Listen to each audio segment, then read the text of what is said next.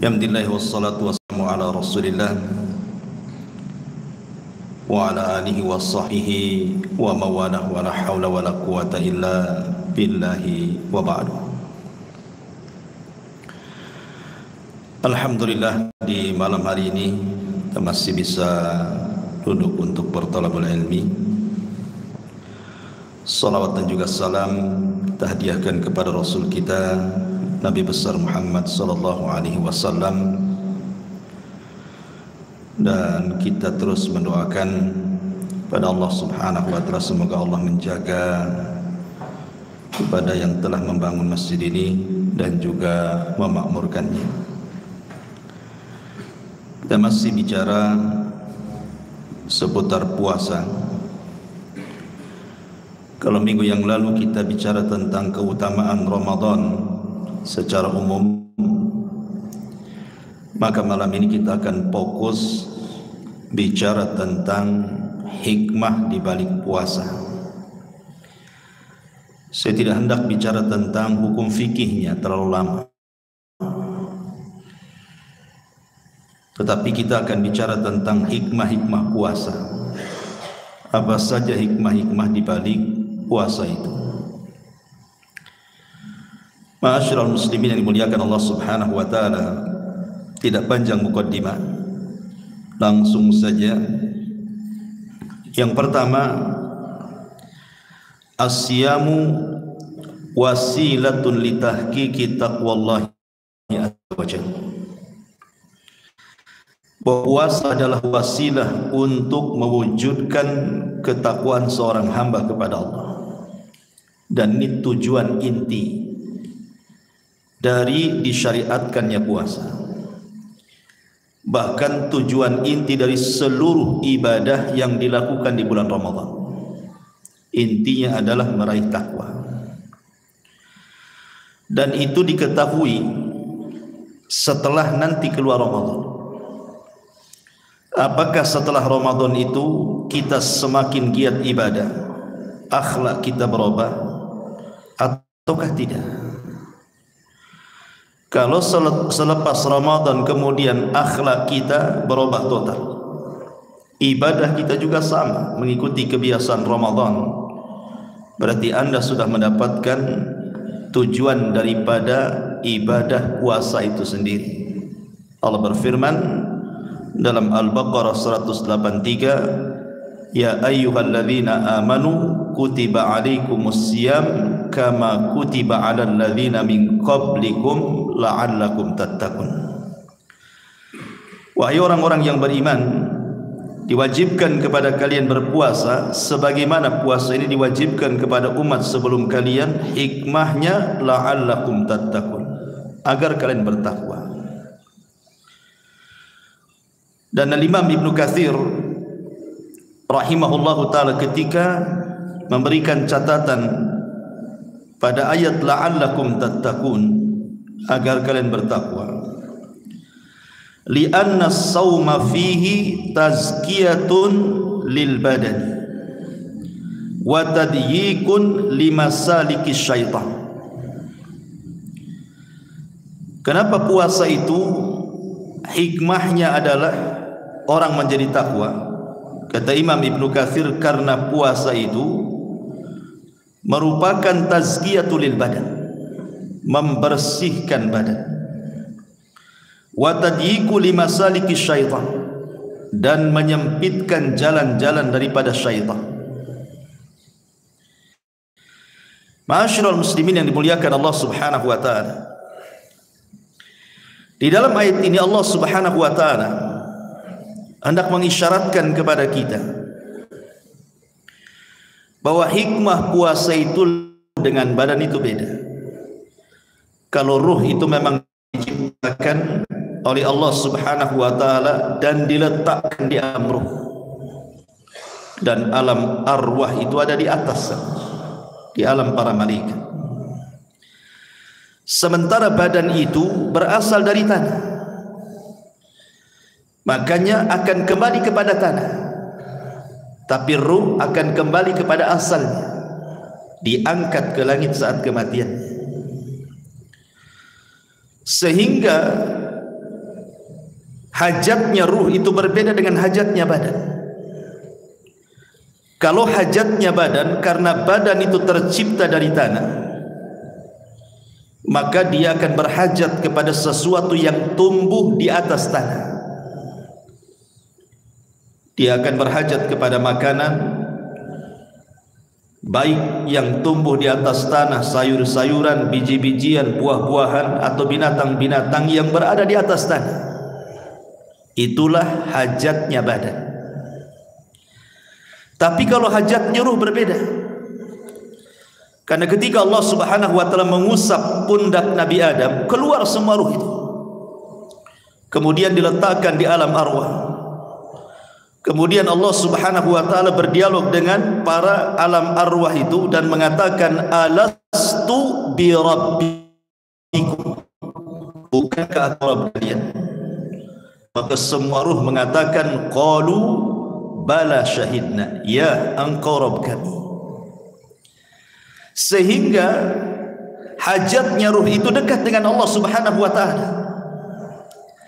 Tapi ketika ruh itu kemudian dipasangkan dengan badan yang menjadi nafsun dalam bahasa Arab, dalam bahasa kita jiwa, maka Allah Subhanahu wa taala sisipkan hawa nafsu di situ.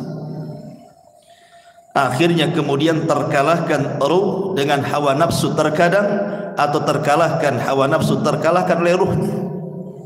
Tergantung malaikat dan syaitan yang menjadi qarin bagi setiap manusia, mana yang dikalahkannya. Lah puasa itu diarahkan kepada ruh, bukan kepada badan. Makanya Allah Subhanahu wa taala mengatakan la'allakum tattaqun, agar kalian bertakwa. Kata Rasul, at-taqwa hahuna, takwa itu di sini. Kemudian disyaratkan ke jantungnya Nabi. Ma'asyiral muslimin yang dimuliakan Allah Subhanahu wa taala, dan dua-duanya butuh makan. Ruh butuh makan, badan juga butuh makan. Kalau makanan badan ma'ruf, yang antum makan ya, nasi dengan segala kawan-kawannya kan itu ya. Minum dan segala macamnya itu makan badan, makanan badan kita. Tapi makanan ruh itu adalah ibadah, zikir, baca Quran, puasa, dan begitu seterusnya. Makanya orang yang beribadah itu pasti tenang ruhnya. Dan orang yang jauh daripada ibadah pasti tidak akan tenang ruhnya. Lah puasa itu bisa menenangkan ruh dan bisa membawa kepada kebaikan bagi badan itu sendiri. Ma'asyiral muslimin yang dimuliakan Allah Azza wa Jalla, sebagian para ulama ketika memberikan definisi takwa,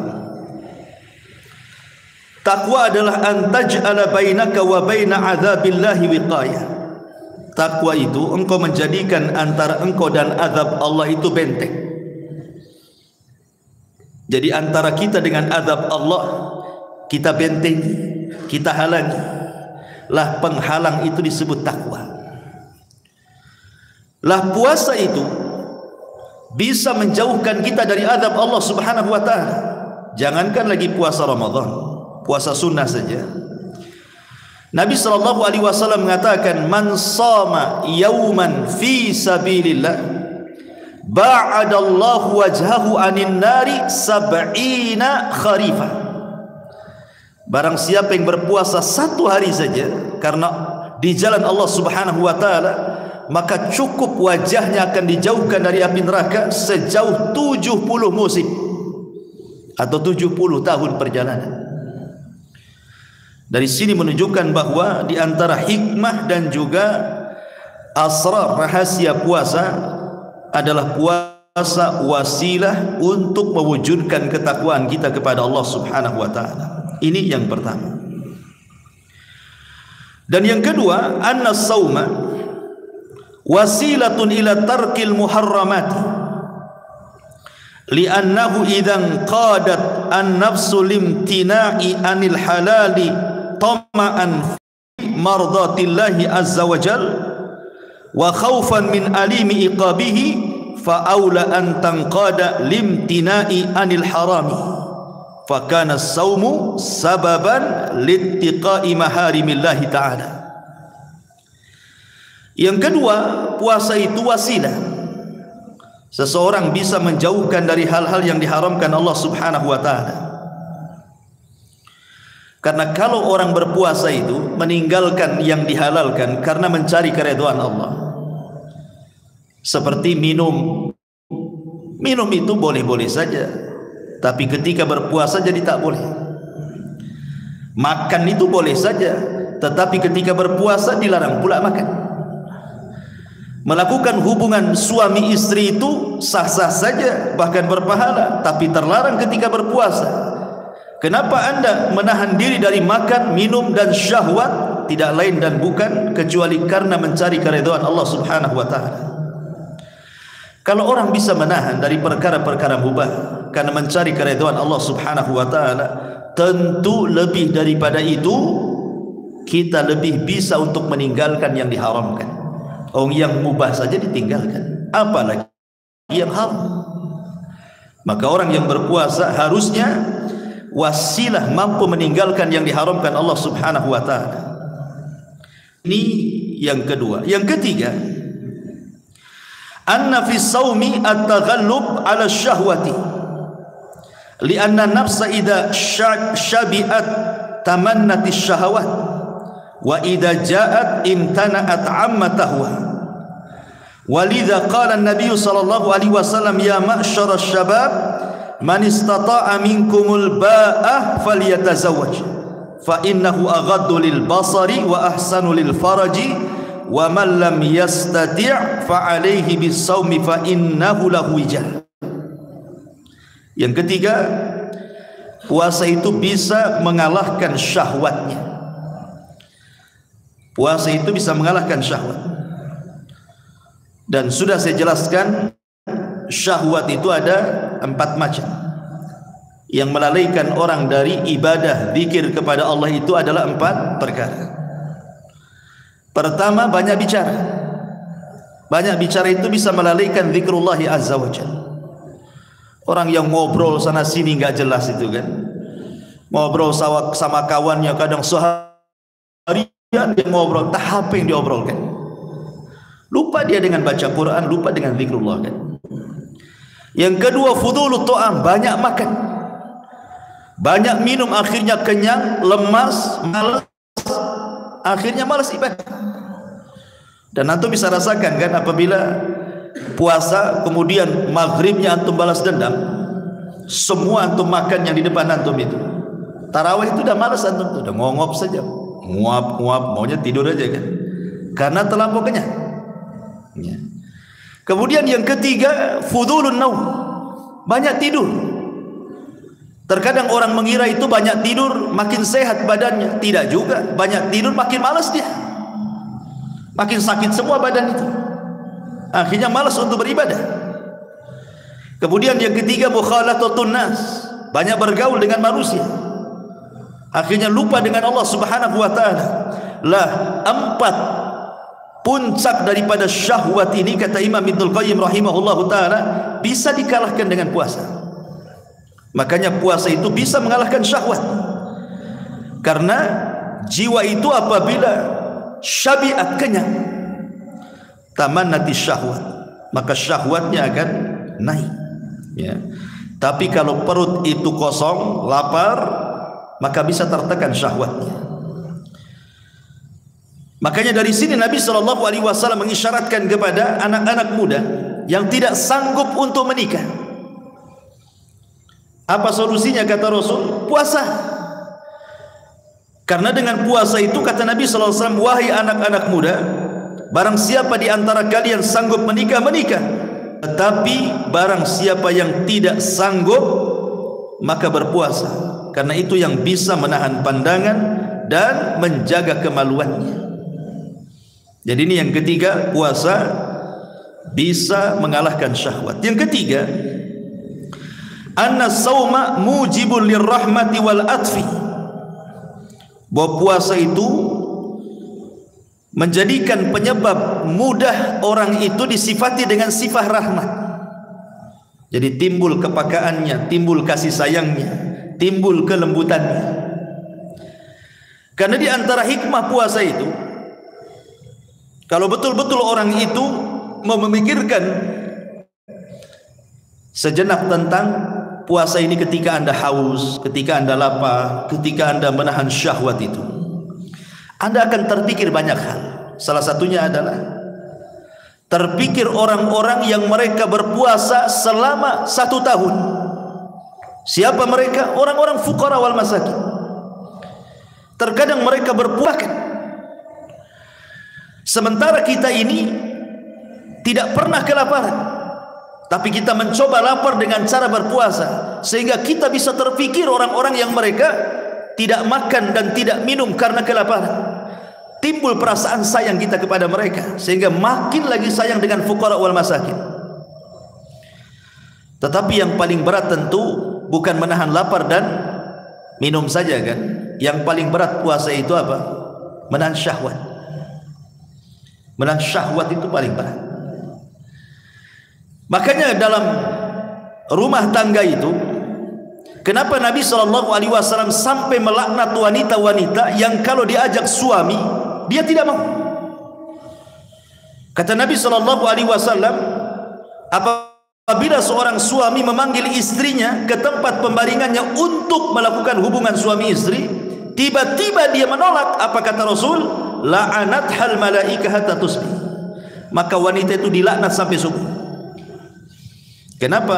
Karena hajat syahwat itu berbeda dengan hajat makan dan minum. Anda bisa menunda makan, bisa menunda minum, tapi tidak bisa menunda syahwat. Karena kalau sampai ditunda syahwat itu, bisa melakukan hal-hal yang diharamkan, bisa saja berzina dia. Makanya saya terkadang kasihan, ada jomblo itu usianya sudah 40 tahun tak kawin-kawin, cuman dari nawan syahwatnya itu. 50 tahun tak kawin pula, kasihan kali. Atau janda-janda gitu kan, yang ditinggal mati suaminya, usianya sudah 40 tahun. Cemana mereka menahan syahwat? Enggak kasihan antum dengan janda? Enggak tolong mereka? Kan itu.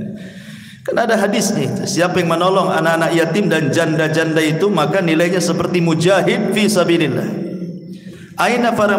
Mana para mujahid di sini? Ma'asyiral muslimin yang dimuliakan Allah Azza wa Jalla, yang ingin saya katakan bahwa ketika kita berpuasa otomatis kita menahan syahwat kan? Sehingga terpikir orang-orang yang mereka menjomblo bertahun-tahun karena tidak punya uang, ingin menikah. Makanya dalam Islam, kalau ada orang yang ingin menikah dan tidak punya uang, boleh mengambil harta zakat supaya dia menikah. Bantu mereka itu dengan harta zakat kita. Ah, menikah, ini saya punya harta zakat, menikah kamu. Sehingga dengan puasa ketika menahan syahwat itu, kita teringat para jomblo itu maksudnya. Ah, itulah namanya melahirkan kepekaan sosial. Bukan hanya terpikir fuqara wal masakin saja, tetapi orang-orang yang tidak bisa menyalurkan syahwatnya juga antum harus pikir mereka tuh. Ah, itulah yang disebut dengan puasa itu mujibulir rahmati wal atfi, melahirkan kasih sayang dan kelembutan. Ya, ini yang keempat. Yang kelima, fi shaumi qahrul lisyaitan. Di antara hikmah puasa adalah mampu mengalahkan syaitan, minimalnya melemahkan jalan syaitan. Karena begini, Nabi SAW suatu ketika di bulan Ramadan sedang berdua-duaan dengan Safiyah di kegelapan malam di samping Masjid Nabawi, ngobrol dengan Safiyah, gelap. Tiba-tiba dua sahabat berjalan di hadapannya. Entah kenapa dua sahabat ini jalannya cepat-cepat. Kata Nabi SAW mengatakan, jangan terlampau cepat-cepat ya kalian jalan ya. Ini yang di samping saya ini Safiyah, istri saya, bukan siapa-siapa. Kata dua sahabat ini, ya Rasulullah, tidak mungkinlah kami suudon kepadamu. Kata Rasul, jangan ngomong begitu, karena syaitan yajri majra dam ibni Adam. Kata Rasul, setan itu masuk dari jalan darah manusia. Bisa saja kemudian kalian setelah pergi ngomong tentang aku, Nabi sudah banyak, itu cewek siapa lagi? Bisa saja kan suudon jadinya. Makanya Rasul memutus supaya jangan suudon, ngasih tahu ini istri saya. Ya, ini bukan siapa-siapa. Makanya antum ini kalau punya istri cadaran kan tak tahu nih. Jalan-jalan, ini istri saya bukan siapa-siapa. Sebelum ditanya, ini istri keberapa? Ma'asyiral muslimin yang dimuliakan Allah Azza wa Jalla, yang ingin saya katakan adalah Rasulullah SAW mengatakan setan itu masuk dari jalan darah. Dan darah itu sangat erat kaitan dengan makan dan minum. Ketika seseorang makan dan minum, lancar tuh darahnya, terpompa jantungnya. Tapi kalau orang lapar, maka tekanan darahnya akan merendah, sehingga bisa menyempitkan jalan setan. Itu maksudnya. Ini diantara hikmah puasa juga. Kemudian yang keenam, bahwa annas shaim yudarribu nafsahu ala muraqabatillahi azza wa jalla. Orang yang berpuasa itu sebenarnya sedang melatih dirinya untuk muraqabah, merasa diawasi Allah Subhanahu wa taala. Makanya antum kalaupun sendiri di rumah, tidak ada istri, tidak ada anak, banyak makanan, banyak minuman, enggak mungkin antum dekati. Kenapa? Antum lagi puasa. Merasa dilihat Allah. Antum lagi berwudu kan, kumur-kumur, enggak mungkin juga antum telan dalam satu cidukan kan itu. Pasti antum lepehkan lagi. Kenapa? Antum lagi puasa. Atau sedang mandi nyelam ke air, enggak mungkin juga antum akan minum dalam air itu, walaupun tidak ada yang tahu. Kenapa? Karena terlatih dengan muraqabah. Ya, manusia tidak tahu, tapi Allah tahu. Makanya kenapa puasa itu dilatih untuk muraqabatullah. Ini juga yang keenam. Yang ketujuh, wa fi siyami at-tazhid fid dunya wa syahwatiha wa targhib fima indallahi azza wa jalla. Di balik puasa itu dilatih seseorang untuk zuhud terhadap dunia dan seluruh syahwat-syahwat dunia, dan juga senantiasa mengharap akan apa yang ada di sisi Allah Subhanahu wa taala. Ikhwan, Allah itu tidak butuh puasa kita. Ketika antum menahan dahaga, Allah tidak berhajat. Ketika antum menahan lapar, Allah juga tidak berhajat. Ketika antum menahan syahwat, apa Allah berhajat dengan itu? Tidak, Allah tidak berhajat dengan ibadah kita. Kita yang berhajat dengan ibadah kita kepada Allah Subhanahu wa taala. Kita yang berhajat kepada Allah. Dengan harapan dengan puasa itu kita mendapatkan surga, mendapatkan babur rayyan. Artinya di sini bahwa puasa itu melatih kita zuhud. Sederhana dalam dunia kan, sekaya apapun tidak boleh dia makan ketika puasa. Sebanyak apapun duit antum yang ketika antum tidak puasa antum bisa beli makanan apapun dengan lauk pauk apapun, ketika puasa tidak boleh. Harus jauh-jauh tuh dari itu tuh. Nah, dari sini menunjukkan bahwa kita dilatih untuk zuhud di sini dan mengharap sesuatu yang jauh lebih baik di sisi Allah Subhanahu wa taala. Ini juga yang nomor 7. Yang nomor 8, ta'wid al-mu'min 'alal iktsari minat ta'ah. Membiasakan seorang mukmin memperbanyak ketaatan kepada Allah Subhanahu wa taala. Karena puasa itu merangsang semua ibadah. Ya. Dengan puasa itu bisa terangsang ibadah-ibadah yang lain tuh. Kenapa? Karena orang puasa itu kan lemah maksiatnya dan dia sedang melakukan ketaatan sehingga imannya naik. Bukankah ahli sunnah mengatakan al-imanu yazidu wa yanqus? Iman itu berkurang dan bertambah. Yazidu bit ta'ah wa yanqus bil maksiyah. Bisa bertambah dengan ketaatan dan berkurang dengan kemaksiatan. Lah saat puasa itu iman kita sedang naik. Sehingga untuk melakukan ketaatan itu lebih mudah. Makanya kita lihat pengaruh puasa itu. Lihat di bulan Ramadan. Orang bakhil saja kalau dia puasa bisa dia jadi dermawan. Orang bakhil kalau puasa bisa jadi dermawan. Buktinya apa? Buktinya kalau orang lagi iftar, banyak itu orang-orang ngasih iftar tuh. Yang ngasih ini terkadang kalau di luar Ramadan tidak mau ngasih dia, tapi di bulan Ramadan ngasih juga dia. Artinya apa? Tarbiyah dari puasa. Yang tadinya bakhil kok jadi dermawan tuh. Kemudian juga sholat malam tarawih, dampak dari puasa akhirnya dia tarawih itu. Tapi ini kan menunjukkan luar biasa gitu. Dengan puasa siangnya itu malamnya tergerak untuk ibadah tuh. Itulah kemudian puasa itu membiasakan seorang mukmin akhirnya memperbanyak ketaatan kepada Allah Azza wa Jalla. Yang nomor 9, annahu takhlisu lil insan min riqqi syahwati wal ubudiyyati lil madi.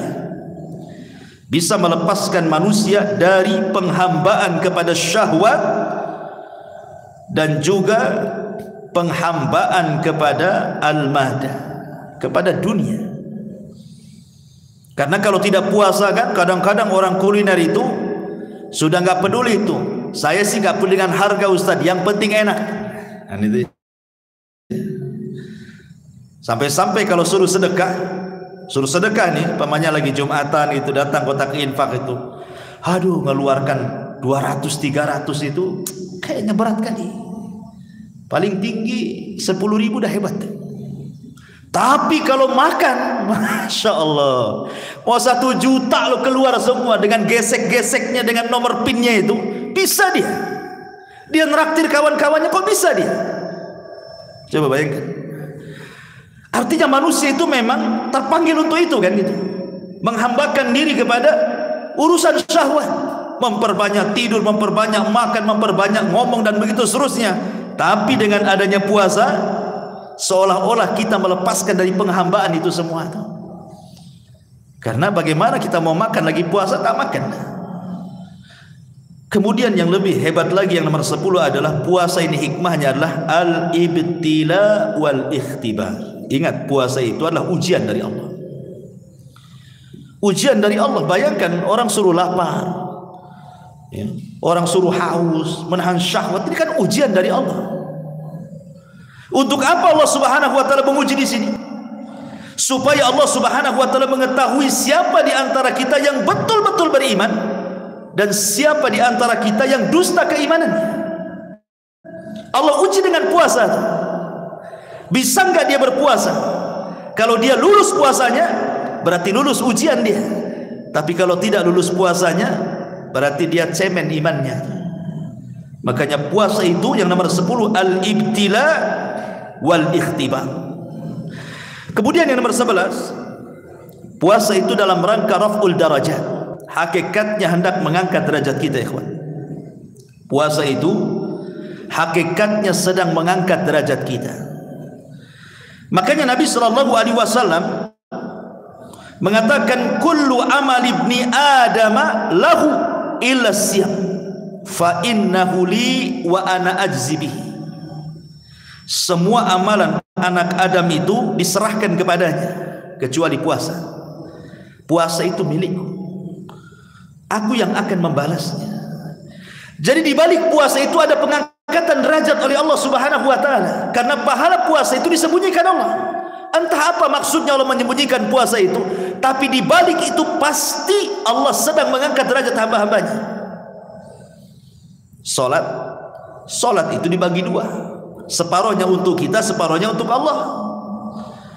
Makanya Rasul mengatakan dalam hadis qudsi itu, Allah berfirman, aku bagi salat hambaku menjadi dua bagian. Dari kalimat alhamdulillahirabbil alamin arrahmanir rahim maliki yaumiddin, ini untuk Allah. Kemudian dari iyyaka na'budu wa iyyaka nasta'in sampai akhir surah Al-Fatihah, ini untuk hambanya. Tapi puasa tidak. Puasa mutlak milik Allah. Ini yang ke-11, bahwa hikmah di balik puasa Allah hendak mengangkat derajat kita. Yang nomor 12, puasa ini tarbiyatun nafsi.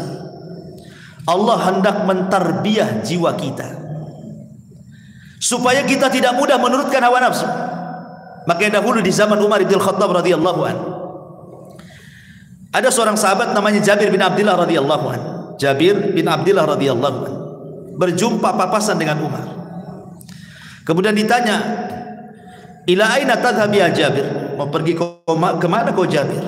Kata Jabir, saya mau ke pasar, li ashtari lahman, untuk membeli daging. Besoknya Umar jumpa lagi dengan Jabir. Jabir, kau mau pergi ke mana? Mau pergi ke pasar. Untuk apa? Untuk membeli daging lagi. Maka Umar mengatakan, ya Jabir, hal kullu mastahaita ishtaraita? Apa semua yang kau inginkan kau akan beli, katanya. Pokoknya, apakah semua yang kau inginkan mesti kau beli, katanya, kata Umar. Maka Jabir tadinya seolah-olah Umar ingin mengatakan tidak semua keinginan itu harus dicapai, gitu maksudnya. Tahan hawa nafsumu. Lah puasa itu mentarbiah seperti itu. Karena kalau antum tidak puasa kan terkadang antum pengen makan apa saja antum bisa beli, pengen minum apa saja antum bisa beli, antum bisa bikin. Kapanpun antum ingin menggauli istri bisa saja kita minta. Tapi ketika puasa kan tertahan semuanya. Maka dari sini puasa itu ada tarbiyatun nafsi namanya, ya. Tidak semua keinginan itu harus dicapai. Kayak kita mendidik anak-anak, tidak semua yang dikehendaki anak-anak itu kita turuti, kan itu. Ada yang dituruti, ada yang tidak, kan itu. Supaya anak itu menjadi terdidik.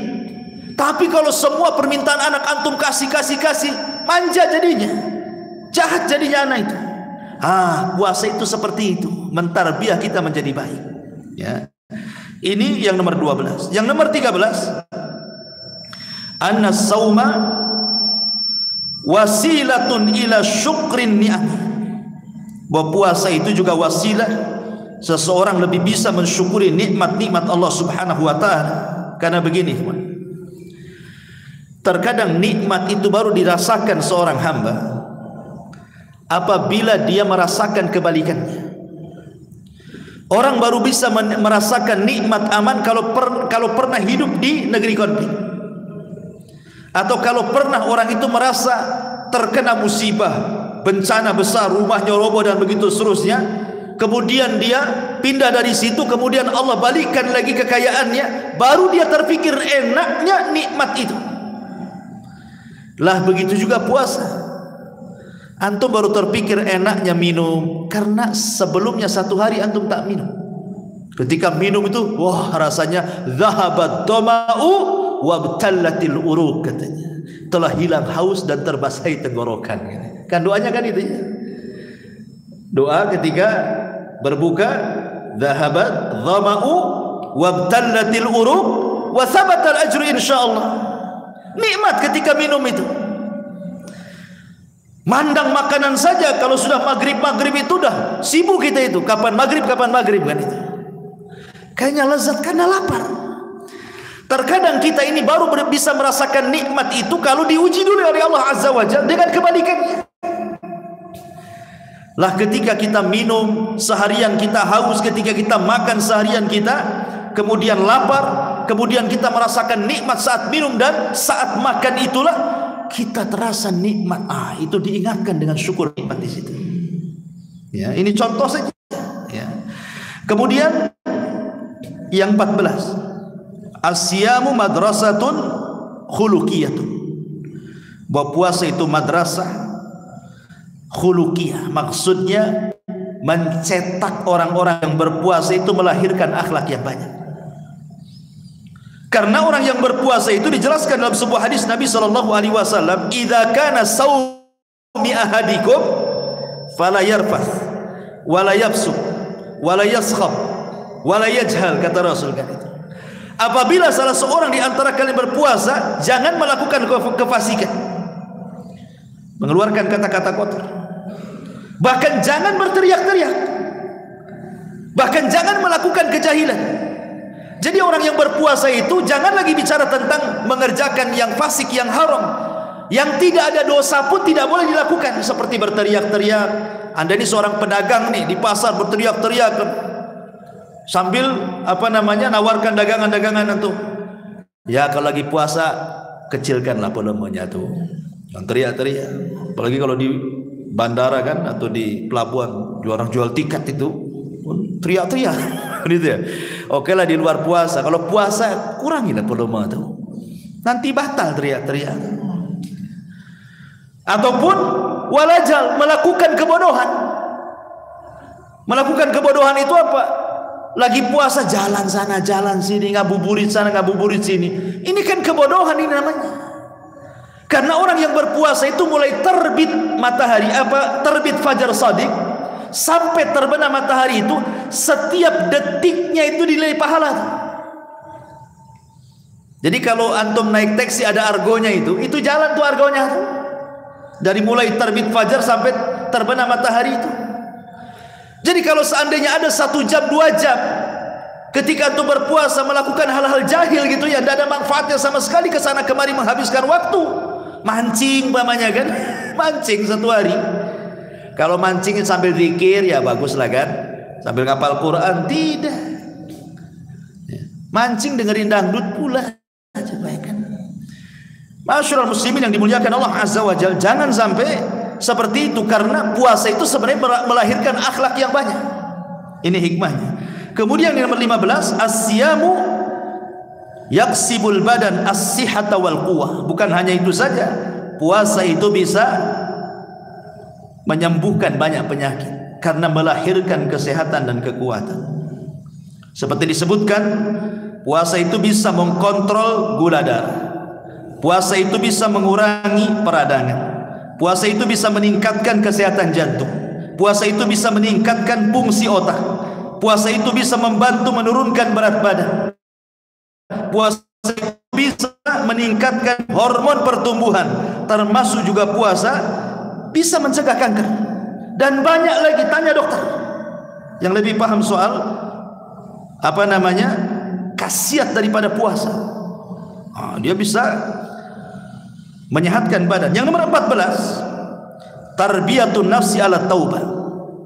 Puasa itu bisa mentarbiah jiwa mudah untuk bertobat kepada Allah Subhanahu wa taala. Karena syahwat sudah dikalahkan, setan pula sudah dikalahkan, maka dia akan mudah bertobat kepada Allah Azza wa Jalla. Yang nomor 17, tarbiyatun nafsi alal afi was-safi. Orang berpuasa itu ditarbiah untuk mudah memaafkan. Makanya kan ada hadis Nabi mengatakan, kata Nabi sallallahu alaihi wasallam, fa in sabahu ahadun aw qatalahu falyakul ini mru'um shaim. Kalau ada orang yang datang mencela kamu, menghina kamu, atau ngajak bertengkar dengan kamu, jangan layan. Kata Rasul, katakan selagi puasa. Katakan lagi puasa. Ya. Jadi kalau ada orang yang ngajak musuhan, katakan lagi puasa. Ini enggak.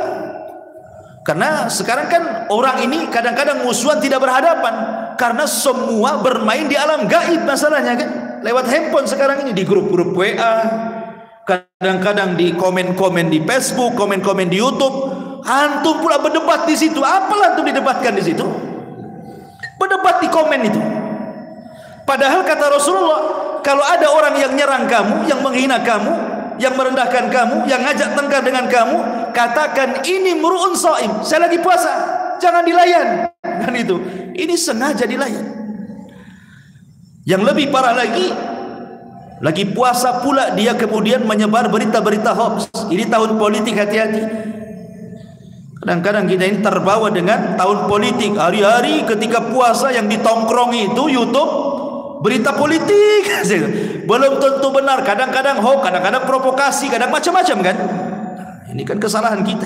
Habis akhirnya pahala puasa kita di situ. Kemudian yang nomor 18, asy'ur bi wihdatil ummah. Puasa itu bisa kita rasakan adanya persatuan umat. Kenapa? Sebab kalau seandainya Allah Subhanahu wa taala berikan puasa itu ke masing-masing orang, terserah antum, pokoknya puasa 30 hari, terserah di bulan mana saja. Boleh jadi orang itu malas puasa ya, Pak. Malas puasa. Tapi ketika Allah Subhanahu wa taala mengkhususkan Ramadan, semua kaum muslimin wajib berpuasa, maka kita merasa tenang, merasa senang, merasa ringan ketika puasa, seolah-olah tidak ada beban kan? Coba antum batal Ramadan 1-2 hari, kemudian diqadha di luar Ramadan sendirian, berat kali tantangannya itu. Bagaimana tidak berat? Coba ujian di depan kita macam-macam itu.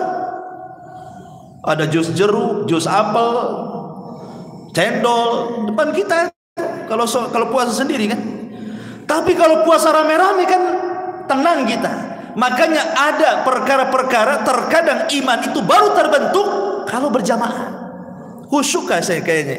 Kayak sholat jamaah kan lebih khusyuk daripada sholat sendiri. Lah puasa jama'i juga sama.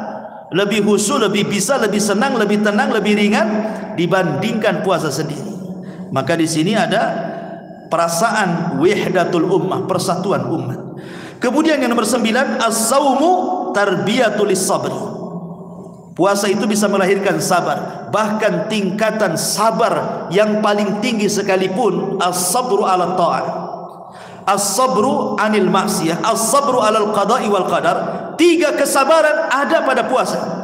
Sabar melaksanakan ketaatan, sabar dalam rangka meninggalkan kemaksiatan, atau sabar menghadapi qada dan qadar. 3-tiganya ada di puasa. Makanya puasa itu melahirkan kesabaran. Kemudian yang nomor 20, as-saumu wasilatul syukri. Puasa itu wasilah kita untuk terus bersyukur kepada Allah Subhanahu wa taala. Kemudian yang nomor 21, idhabul kibri wat tadhallulillah. Bahkan puasa itu bisa menghilangkan kesombongan. Karena para pejabat yang mereka banyak harta, banyak jabatan saja, tetap kayak orang miskin juga harus puasa. Nggak ada bedanya antara dengan orang miskin. Jangan mentang-mentang antara orang kaya kemudian puasanya sampai duhur, tidak, sampai maghrib juga. Nggak ada. Mau kaya, mau miskin, mau pejabat, mau rakyat, kalau puasa sama dari terbit fajar sampai terbenam matahari, baru kau boleh makan. Hilang kesombongan di sini. Kemudian juga yang nomor 22, puasa itu tudzakirul akhirah, mengingatkan Anda kepada akhirat. Dahulu Ali bin Abi Thalib radhiyallahu anhu, suatu ketika dia melihat putranya Hasan dan Husain, Imam Hasan, Imam Husain lah, antara keduanya sakit. Kemudian bernazar. Ini sebelum ada larangan nazar muqayyad. Dia mengatakan, ya Rabb, kalau anakku ini sembuh, aku akan berpuasa 3 hari. Bernazar dia. Dan Allah takdirkan sembuh pula nih anaknya. Ya, tetapi nazar seperti ini belakangan dilarang oleh Nabi, tidak boleh. Karena nazar yang seperti ini tidak keluar kecuali dari orang bakhil. Orang yang nazar seperti ini tidak keluar kecuali dari orang bakhil. Contoh, kalau ibu saya sembuh, saya akan kurban. Maknanya kalau tidak sembuh tidak berkurban, bakhil dia. Itu ya.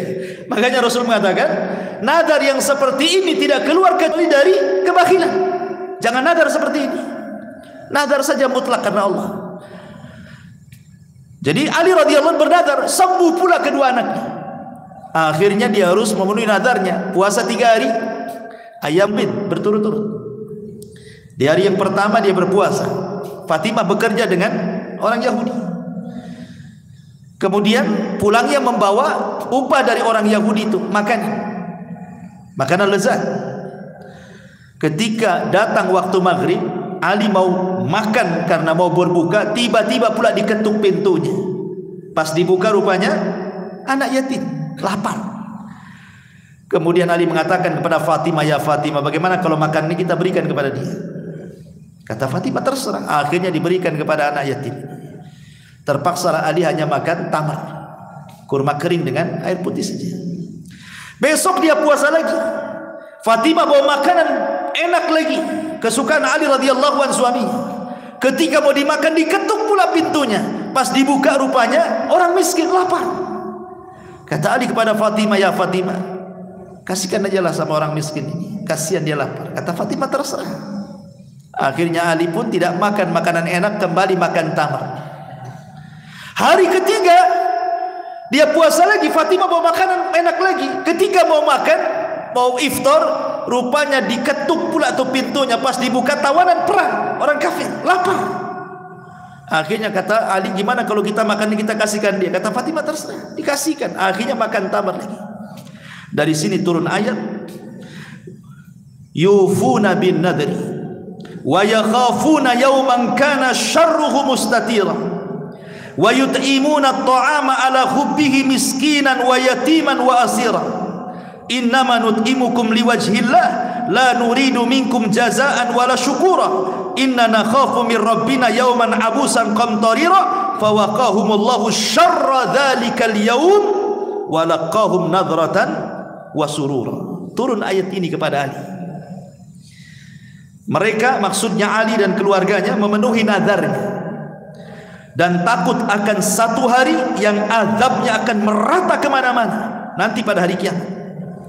Dan mereka memberikan makan yang disukainya kepada siapa? Kepada orang miskin, kepada anak yatim, dan tawanan-tawanan perang. sambil berkata, sesungguhnya kami memberikan makanan kepadamu hanyalah karena mengharap keridhaan Allah. Kami tidak mengharap balasan dan tidak terima kasih darimu. Sungguh kami takut akan azab Tuhan pada hari ketika orang-orang berwajah masam penuh dengan kesulitan. Maka Allah melindungi mereka dari kesusahan hari itu dan memberikan kepada mereka keceriaan dan kegembiraan. Jadi Ali radhiyallahu anhu melakukan seperti itu karena teringat hari yang keburukannya merata akhir, artinya kiamat. Jadi sebenarnya puasa itu mengingatkan kepada hari kiamat. Saat antum dikumpulkan di padang mahsyar, tidak ada makanan, tidak ada minuman, antum tidak bisa menyalurkan syahwatnya. Begitu juga orang yang berpuasa. Makanya puasa mengingatkan hari kiamat. Karena orang yang di padang mahsyar tidak makan, tidak minum, tidak menyalurkan syahwatnya.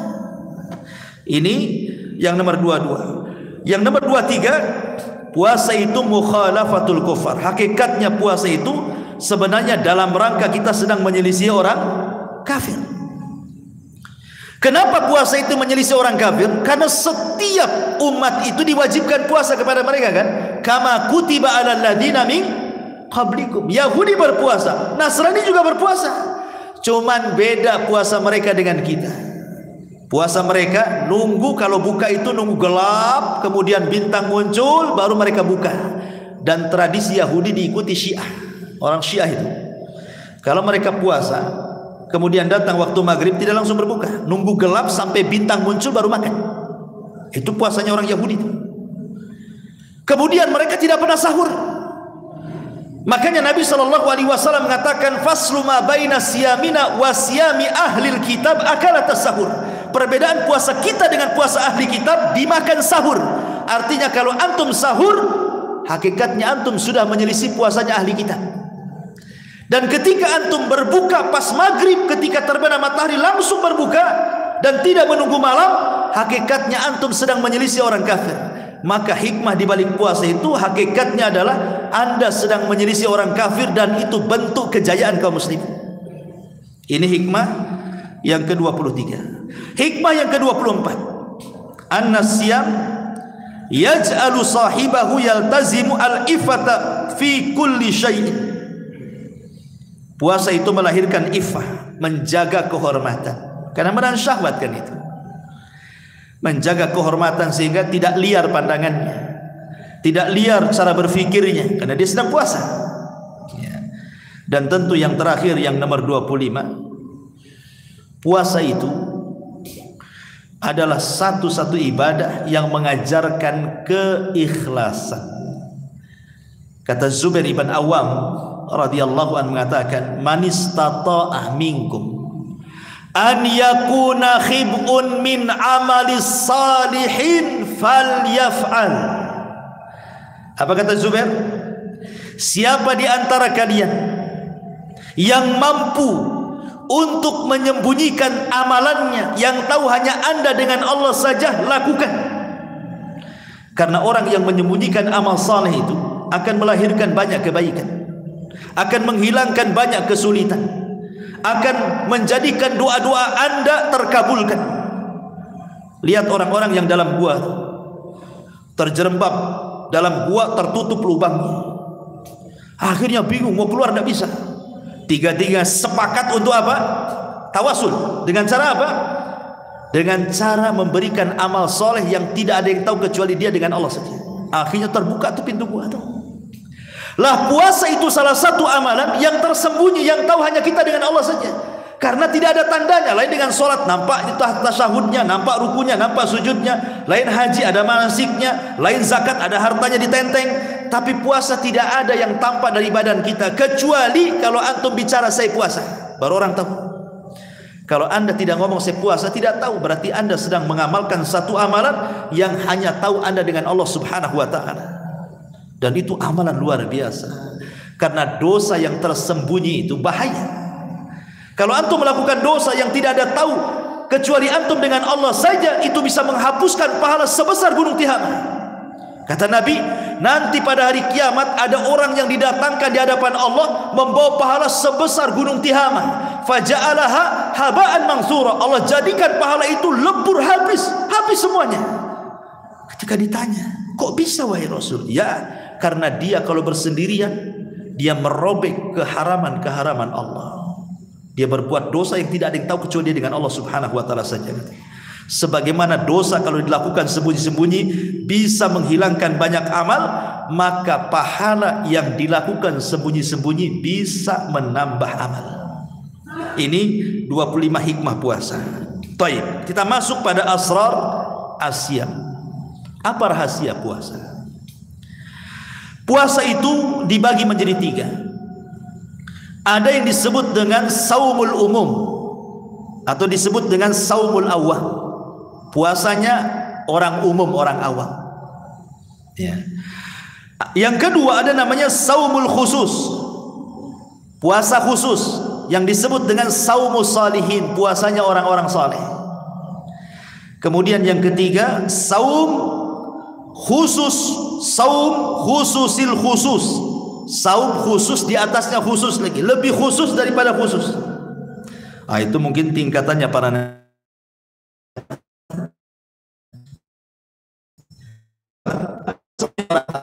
orang awam. Ya, itu hanya seseorang kaful batni wal faraji an qada'i syahwati. Puasanya orang awam itu yang penting tidak makan, tidak minum, tidak melampiaskan syahwatnya. Itulah sudah puasa. Itu orang awam. Jadi kalau antum puasanya hanya sebatas itu saja, berarti antum masih awam. Kalau antum puasanya hanya menahan lapar, menahan syahwat, menahan minum, itu saja, yang penting sah saja. Itu puasa orang awam namanya. Yang kedua, puasa khusus yang disebut dengan saumus salihin, puasanya orang-orang saleh. Maka puasanya orang-orang saleh ini bukan hanya sebatas menahan lapar, menahan dahaga, menahan syahwat, tapi lebih daripada itu, satu, ghaddul basari, dia berusaha menahan pandangannya. Ya, dia satu sisi menahan lapar, menahan dahaga, menahan syahwat, tapi mata juga berpuasa. Dan hari ini sangat sulit mata itu berpuasa, ya kawan. Antum keluar sebentar ke pasar, aurat bertebaran di mana-mana. Yang kerja di kantor nampak pula sekretarisnya memang pakai jilbab, bedaknya pula berlipat-lipat di muka dia. Nampak pula cantik dia. Oke lah, tak nampak di alam nyata, lewat pula di iklan di handphone. Iklannya sampo, sabun, orang lagi mandi lagi sampuan, nampak sama antum.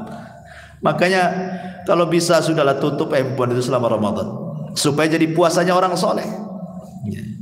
Ini yang pertama. Yang kedua, hifdzul lisan. Juga lisannya berpuasa. Lisannya berpuasa itu artinya dia tidak berdusta, ya. Kemudian dia tidak ghibah, dia tidak namimah, dia tidak mengeluarkan kata-kata kotor, dia tidak mau berdebat, dia tidak mau berusaha untuk memancing orang, tapi lisannya berusaha untuk zikrullah, baca Quran, dan begitu seterusnya. Karena dia tahu bahwa ghibah, dusta, namimah dan yang semacamnya itu bisa membatalkan puasa. Bukan membatalkan maksudnya harus diqadha, tidak, maksudnya menghilangkan puasa. Kata Sufyan Ats-Tsauri rahimahullah taala mengatakan, al-ghibatu tufsidu sauma. Ghibah itu menghapus pahala puasa. Coba orang capek-capek puasa nahan lapar, sampai pegang perut gitu kan. Tahu-tahu ghibah. Lalu apa gunanya capek-capek pegang perut itu? Kalau ujung-ujungnya setelah matahari terbenam tidak dapat apa-apa. Makanya Nabi SAW mengatakan, rubba sa'im laisa lahul jaza ilal ju'i wal atas. Berapa banyak orang yang berpuasa itu, subhanallah, hanya menahan lapar dan dahaga saja, tidak dapat apa-apa. Hanya itu namanya puasa orang awam. Jangan seperti itu, ya. Kemudian juga yang nomor 3, kafus sam'i. Bukan hanya mata dijaga, lisan dijaga, pendengaran pun dijaga. Dijaga pendengaran itu.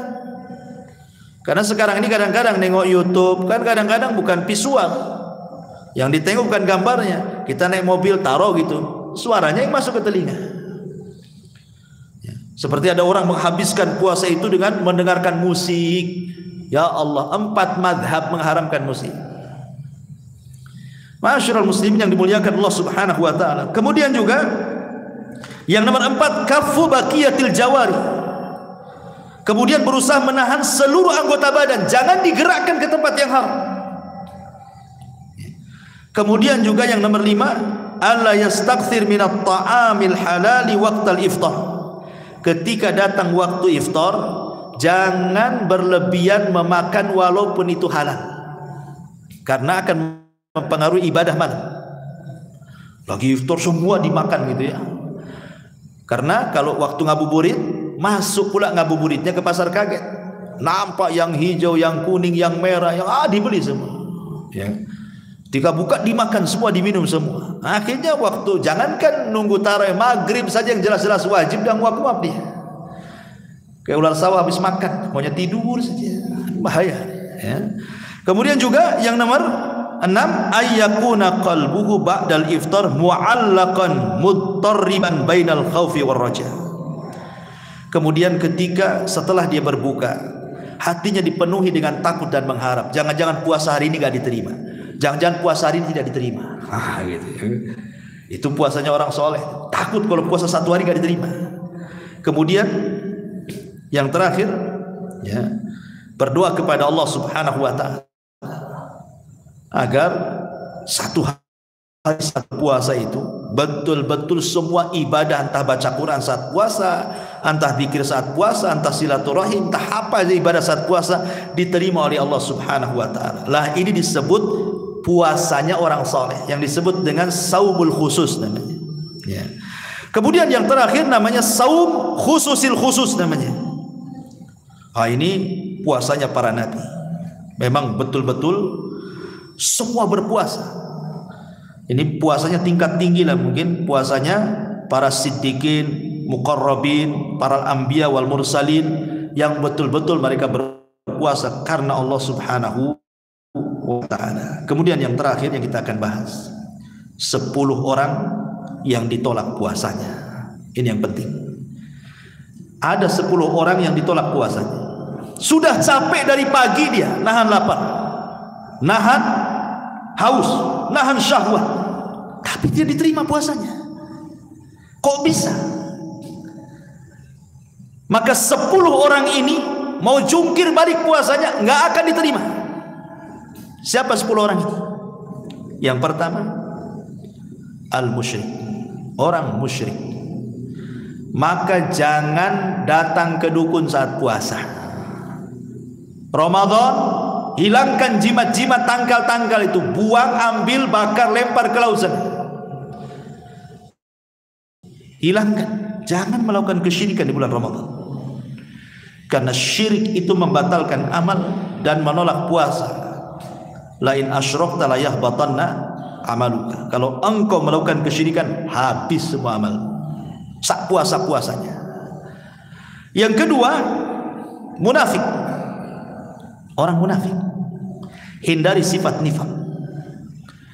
Apa sifat nifak itu? Idza hadatsa kadzab. Kalau ngomong dusta dia, suka dusta. Kemudian wa idza tumina khana. Kalau diamanahi khianat pula dengan amanahnya. Wa idza khasama ghadar. Kalau dia berselisih dengan orang, maka dia akan melakukan kecurangan. Yang penting menang. Ini hati-hati. Ini sifat-sifat nifak. Maka apalagi kalau sampai nifak akbar, maknanya menampakkan keislaman, menyembunyikan kekafiran, maka Allah mengatakan innal munafiqina fi darkil asfali minan nar. Orang munafik itu diletakkan di intip neraka yang paling dalam, naudzubillah. Ini yang kedua. Yang ketiga, tarikus shalah. Orang yang meninggalkan salat. Kan ada di bulan Ramadan itu tidak pernah sholat dia, 1 tahun tidak pernah sholat, tapi kalau Ramadan datang puasa pula dia. Kalau kita ingatkan, sholat yang benar baru puasa, mending lah Ustaz saya puasa daripada saya sudah tak sholat tak puasa, double lah dosa saya kan. Dia tidak tahu bahwa syarat diterima puasa itu sholat. Dari mana kita tahu bahwa syarat diterima puasa itu sholat? Karena Rasul yang mengatakan, Fa in saluhat salatuhu saluha sairu amalihi. Kalau salatnya baik, semua amalnya baik. Wa in fasadat salat, maka orang yang tidak salat kemudian puasa enggak akan diterima tuh puasa. Oke lah, ini yang sama sekali enggak salat, Ustaz. Ini yang kedua, ini dia salat tapi kadang-kadang tidak salat. Maka lihat, kalau salatnya lebih banyak dibandingkan tidak salatnya, maka berharaplah mudah-mudahan diterima.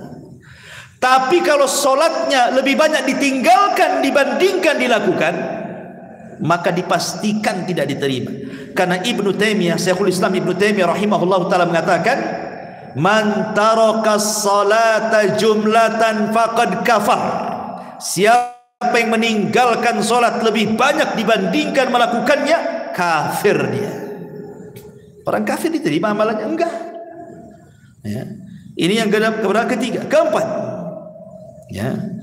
Orang yang keempat, orang yang kelima ya. Orang yang keempat tadi, orang yang ketiga orang yang meninggalkan sholat sama sekali. Kemudian orang yang keempatnya, orang yang kadang-kadang sholat, kadang-kadang tidak, dirinci tadi. Kemudian yang kelima, yang keenam, yang ketujuh, al-aqu biwalidaini. Orang durhaka dengan orang tua. Al-mannan, orang-orang yang menyebut pemberian. Al-mukadzdzib bil qadar, orang yang mendustakan takdir. Dan itu disebut dalam satu redaksi hadis.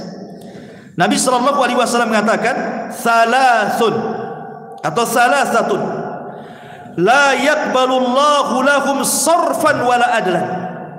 3 orang kata Rasul, enggak diterima amal wajibnya, tidak diterima amal sunnahnya. Termasuk puasa wajibnya enggak diterima. Siapa mereka? Yang pertama kata Rasul, al-aqu biwalidayhi, durhaka dengan orang tua. Puasa tapi durhaka dengan orang tua, enggak diterima puasanya. Yang kedua, mannan, puasa tapi mannan, nyebut-nyebut sedekah, nyebut-nyebut pemberian. Kadang-kadang ikhwan begini ya, kalau antum sedang di rumah, datanglah orang itu pengemis, bawa laptop, bawa apa, datang ke rumah. Kalau antum tidak ngasih, jangan sakiti. Atau kalau antum ngasih pun jangan sakiti. Ikutlah firman Allah Azza wa Jalla, qaulun ma'rufun khairun min sadaqatin yatba'uha adza. Ucapan yang santun lebih baik dibandingkan kau sedekah tapi nyakiti hatinya.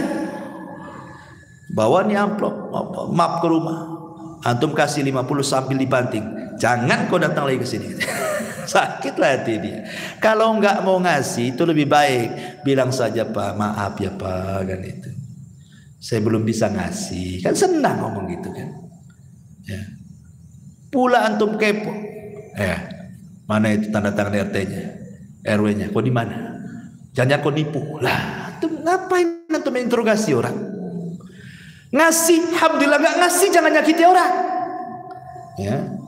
Masyaallah muslimin yang dimuliakan Allah Azza wa Jalla, mannan ini bisa membuat tidak diterima puasa kita kalau orang mannan. Kemudian juga mukadzdzib bil qadar, orang yang mendustakan takdir. Ini juga puasanya ditolak. Kemudian yang nomor 8, al-mustahzibid din, orang yang istihza dengan agama, mengolok-olok Islam, menghina Allah, menghina Rasul, menghina Al-Qur'an, menghina syariat Islam, enggak akan diterima puasanya. Kenapa demikian? Karena Allah yang mengatakan la ta'tadiru qad kafartum ba'da imanikum. Jangan cari-cari alasan. Kau sudah kafir setelah keimanan kalian. Kemudian yang nomor 9, man atana qidon min nawaqidil Islam, orang yang saat puasa mendatangkan pembatal-pembatal Islam. Dan pembatal-pembatal Islam ada kitabnya khusus yang dikarang oleh Syekh Muhammad bin Abdul Wahab, namanya Nawaqidul Islam, pembatal-pembatal Islam, ada 10 ya. Kemudian yang terakhir, manin tasaba ila firqatin dhalah murtad, siapa yang ikut firqah, kelompok-kelompok yang sudah jelas-jelas disesatkan, bahkan dianggap murtad oleh para ulama. Seperti umpamanya kelompok-kelompok yang mereka mengaku pimpinan mereka nabi, ya. Karena itu kelompok-kelompok yang ngaku pimpinannya mereka jadi nabi. Kita katakan tidak ada nabi setelah Nabi Muhammad. Kata Imam Ibnu Katsir, siapa yang mengaku nabi setelah Nabi Muhammad, kafir dia. Kalau kita ikut kelompok-kelompok yang sesat, bahkan keluar dari Islam, maka puasanya tidak akan diterima di situ. Inilah 10 orang kata para ulama tertolak puasanya. Ya. Wallahu a'lam bishawab. Ini di antara hikmah, rahasia dan orang-orang yang ditolak puasanya. Mudah-mudahan ada manfaatnya. Subhanaka wa bihamdika asyhadu an la ilaha illa anta astaghfiruka wa atubu ilaik. Allahu ta'ala alam. Assalamualaikum warahmatullahi wabarakatuh.